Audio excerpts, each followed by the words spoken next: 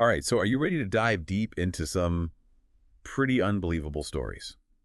We're talking about those moments where medicine and spirituality and the unexplainable kind of all crash into each other.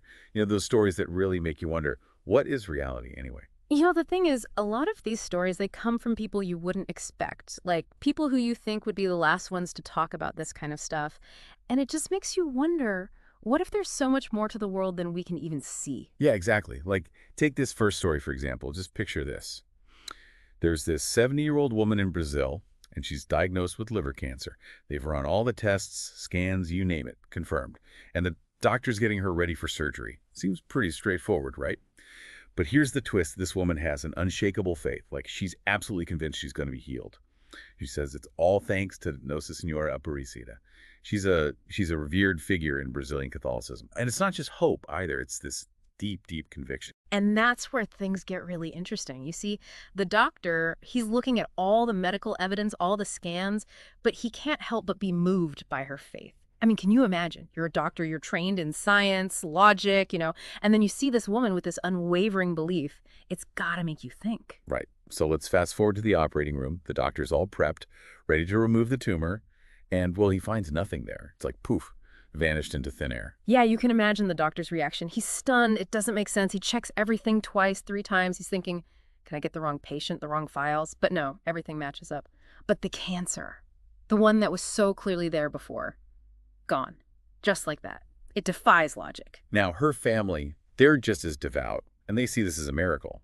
A direct intervention from Nossa Senhora Aparecida. Imagine the emotions, the relief, the joy, the awe. Yeah, it's the kind of thing that makes you question everything you thought you knew about healing. Could it be that belief, that connection to something greater than ourselves? Could it really influence our physical well-being? I mean, if so, what does that say about the power of the mind-body connection? Right. Like, think about the placebo effect. But amplified to, like, a whole other level, it makes you wonder, are we just scratching the surface of what's possible when it comes to the mind and the body? Well, it definitely challenges us to, think outside the box, Right. to look beyond our current scientific understanding and consider other possibilities. I think these stories, they're like little cracks in our understanding of reality, and through those cracks, we can maybe glimpse something much bigger, something more mysterious. All right, let's move on to our next story. It takes us to the home of this 90-year-old guy, a former American Air Force aviator. He's finally back home after spending 3 long months in the hospital battling pancreatitis. Tough stuff. And his doctor can tell he's carrying a lot of weight, not just physically. Something's clearly bothering him. So the doctor encourages him to open up, talk about it. And what he shares is both heartbreaking and kind of, strange. He tells the doctor that he's been seeing his daughter in his dreams, vivid, realistic dreams. But here's the catch. His daughter's passed away. And he's terrified that he's losing his mind, that grief is taking over, blurring the lines between what's real and what's not. Yeah, I think a lot of us can relate to that fear, right? When we experience something that doesn't fit into our normal understanding of the world, it's natural to question our own sanity. But here's where the doctor's approach is so important. Instead of dismissing the aviator's concerns or saying, oh, it's just the medication, he does something really different. He suggests that maybe, just maybe, these dreams are a way for his daughter to connect with him, to offer comfort, reassurance from beyond the physical world. Wow, that's such a compassionate and open-minded way to handle that situation. Yeah. He doesn't try to force it into a neat little scientific explanation. He actually acknowledges the possibility of something more, something deeper. Exactly. And that validation makes a huge difference for the aviator. Instead of feeling like he's going crazy, he finds comfort in this idea that he's still connected to his daughter, just on a different level. It really makes you wonder about the nature of these connections and what happens to us after we die.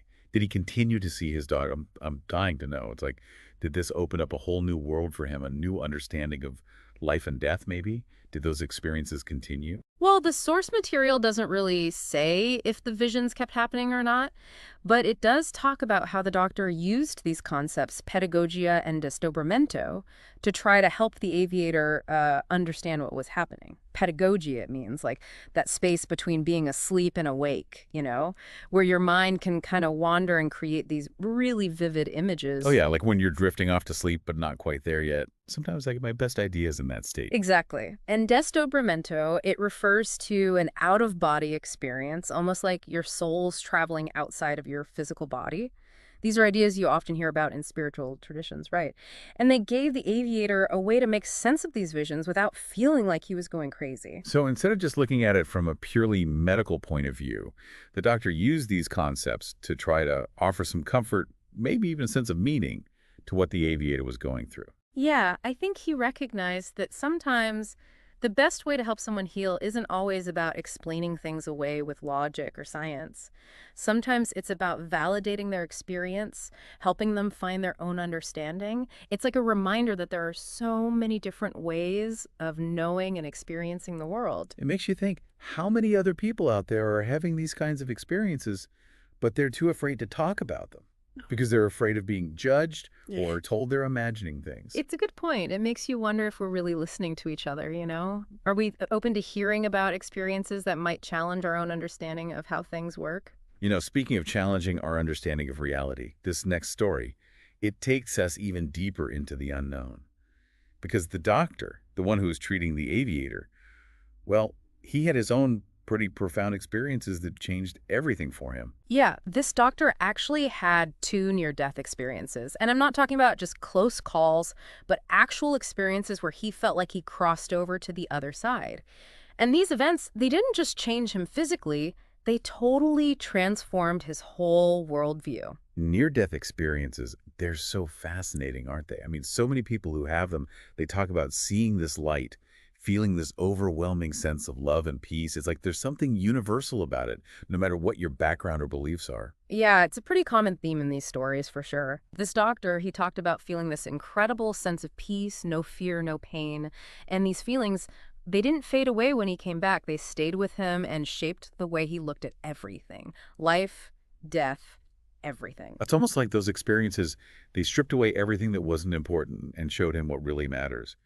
Did he ever talk about any specific changes he made in his life after that? The source material doesn't go into a ton of detail about that, but it does say that these experiences really shifted his priorities. He started focusing more on forgiveness, on letting go of past hurts, and living in the present moment.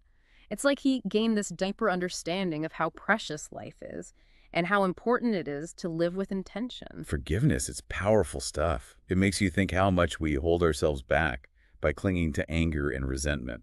Definitely. And, the doctor noticed that more and more of his patients were becoming interested in spirituality. Like there was a shift happening from just focusing on the physical body to wanting a more holistic view of well-being. People seemed more open to exploring the unknown, questioning what we think we know. I've noticed that too. It's like there's this growing awareness that everything's connected and people are searching for something more than just the material world. It's a fascinating trend. The doctor even thought that there might be a connection between changes in Earth's magnetic field and this increase in spiritual experiences. Like, our brains are electrochemical organs, right? So maybe they're sensitive to even subtle shifts in the Earth's magnetic field. Wait, changes in the Earth's magnetic field affecting our consciousness? How does that even work? It sounds like something out of a sci-fi movie. It's a pretty mind-blowing concept, but some scientists are actually looking into it.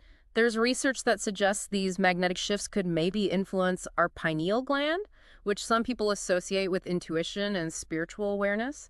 So maybe that could lead to like heightened sensitivity or altered states of consciousness. Wow, that's crazy. It's like we're all plugged into this giant energy field that's constantly influencing us in ways we don't even fully understand. And this brings us to a really important point that the doctor made. These spiritual experiences, these glimpses beyond the ordinary, they're not about fortune-telling or trying to predict the future.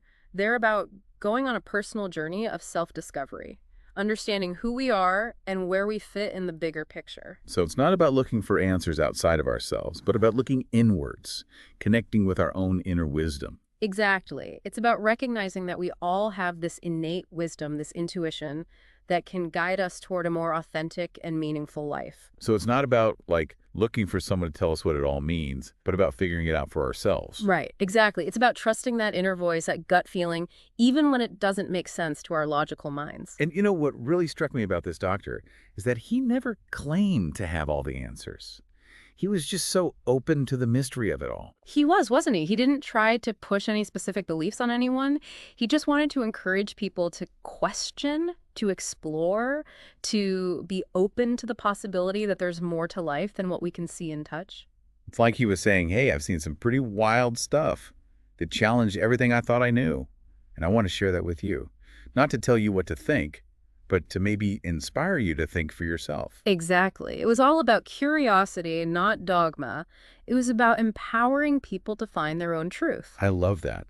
So where do we go from here? What do we do with all of this? These stories, these ideas, how do they change the way we live our lives, the way we see the world? That's the big question, isn't it? I mean, if these kinds of experiences are more common than we think, if that line between the physical world and the spiritual world is thinner than we've been led to believe, well, how does that change things? Does it make us more compassionate, more understanding of other people's beliefs?